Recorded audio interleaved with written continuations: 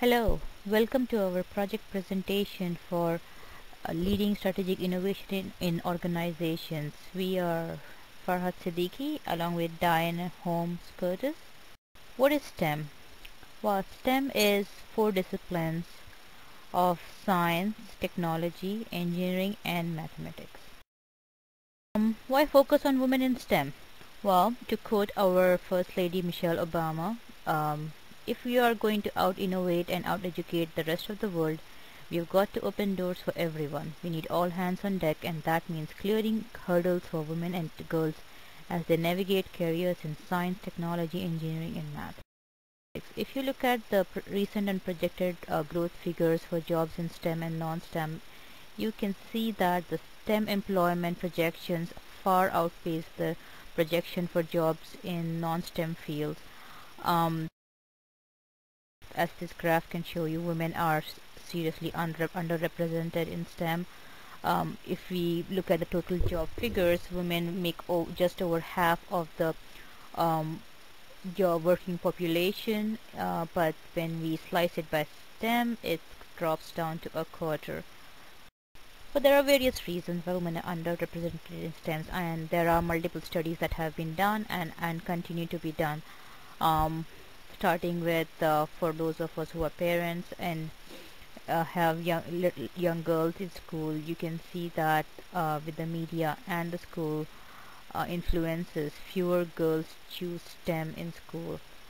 It's just not cool to be interested in sciences.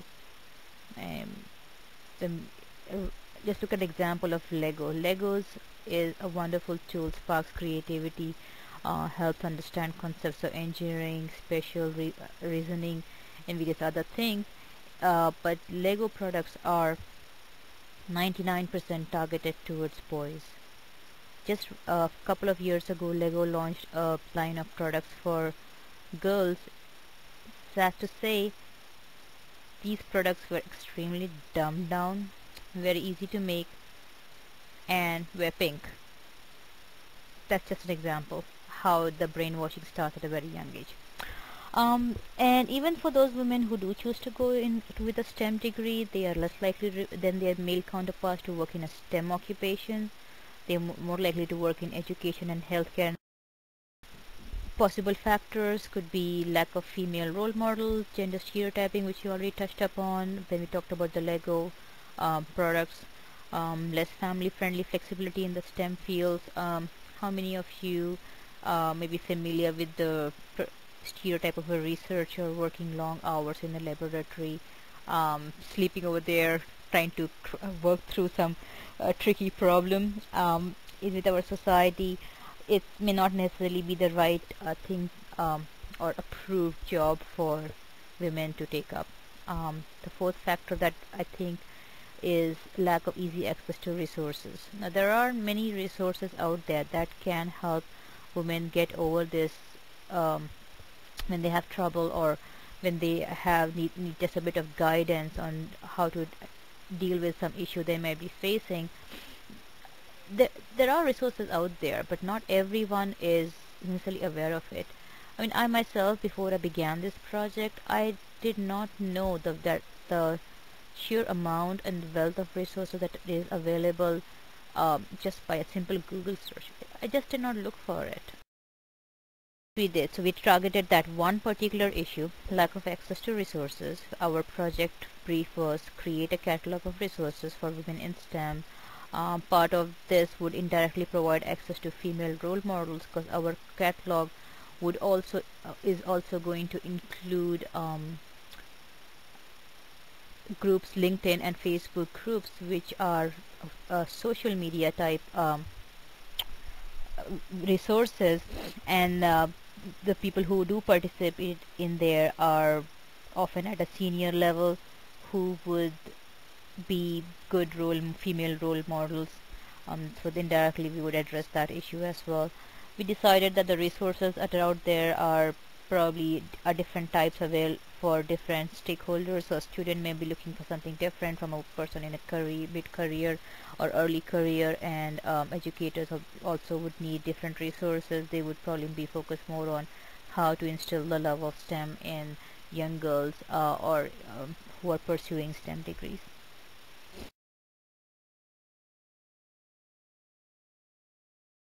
Interesting. So our journey, what has our journey been so far? So we started with a team of 6 people in the first week. Anybody who's been on the mastery track remember what a mad scramble that was, trying to find people and form our teams just before the deadline. So we had 6 people. Before the second week ended, we're down to 3. And over the next few weeks, it was down to 2. So it's just the 2 of us left now. Um, Keeping up with the full-time job and meeting the core deadline was always a mad scramble. I remember the number of times where I would come home and try to beat the Monday deadline.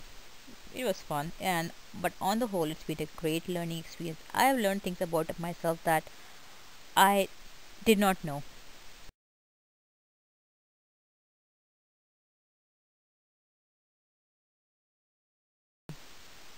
So our the constraints that we faced were, well, generating 101 ideas was a challenge, and it was a lot of fun. I found that I kind of ran out of steam after about 30 ideas, and after that, I had to fill 101. I needed to get that grade. So I put in things that I didn't necessarily think I was going to work on. It definitely wasn't among my top I concepts, and but I put them in anyway. And I found that some of them weren't really bad ideas. In, so something that wasn't a top concept was actually picked by our team as the thing that we are going to implement. And I realized that I tend to limit my ideas to something that I can personally produce and not rely on the team so much, which may not which may not be a great idea and definitely holds back innovation, which is the point of this course. As I mentioned, Diane is the creative brains behind our website, and our she took one of our ideas and made it a reality. And our website catalog of resources for women in STEM is born. Hi, I'm Diane. I feel that I ran into some of the same individual constraints as Farhat did. For instance, I didn't take into consideration that I could get help from my team, but would, toward the end of the week, expect to see more produced according to my expectation of where we were within the time frame of the course and the necessary implementation. Similarly, when it did come to the development of the idea of a website, it emerged from a false consensus that came both from a online poll through Google Docs that we created and also emails between other team members who seemed strong promoters of the idea, but in the end were not actually participants in the idea. So falling into the pattern of being pretty independent and working toward just getting the job done, so to speak, I took, as Farhat mentioned, the idea and started working on it instead of coming back to regroup and see if we wanted to continue on that idea or whether we needed to start back to the beginning and come up with an idea that was closer to a top concept for both of us.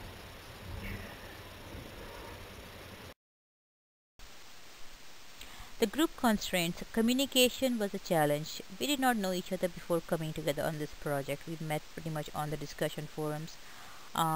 We started out with Google Groups. We had Google Docs with spreadsheets. We tried to connect on Twitter or in Google Circles. It was not a very coordinated effort. Eventually, we gave up, and pretty much the only two tools we wound up using was email and Google Documents. So that was how we communicated. We tried getting together on phone, but we could never find a suitable time to communicate. but we managed to produce something which is, I believe, a testament to both our persistence and patience on with missed dates and deadlines. Hi, it's Diane again. As Farhat mentioned, coordination was not our strongest skill in working on this project. To an extent, we really didn't have a process, to a large extent, not only in planning and organizing our communication and setting specific times for meeting through the venues Farhat mentioned, but also in setting up how we would address the ideas development process and what our next expected steps were. I think that between us, we both focused on or internally decided that the priority was getting the work done within the scheduled deadlines, almost with the anticipation that the process would follow, which I'm not certain it ever did. However, we did get the work done, and I think that it developed this site that with a little work and maybe recruiting a few other members to work on it in the future will be something that we are really proud to have out there representing what we did in this course. Please join me on a brief tour of our site. Farhat's mentioned, and I'd like to reiterate, that in order to promote connectivity and networking between STEM students and professionals in the STEM fields, we've incorporated the use of Twitter feeds, RSS feeds, links to social and networking sites, and professional networking sites, as well as a number of multimedia presentations. Additionally, we've included statistics and information on the current trends in STEM fields,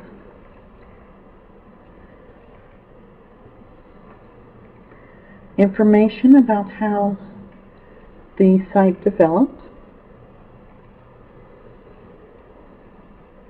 links to national organizations and clearinghouses of information, as well as mentioned the LinkedIn groups and Facebook pages,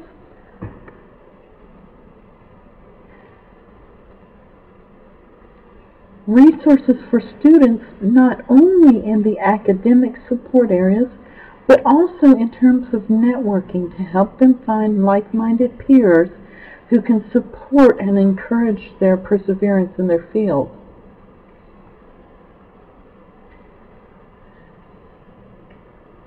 Resources for parents, including directories for after-school programs, organizations, and extracurricular activities to help support and nourish their children's interest in science, technology, engineering, math, and also presentations to help broaden their awareness of the influences that can prevent their students from continuing in the field.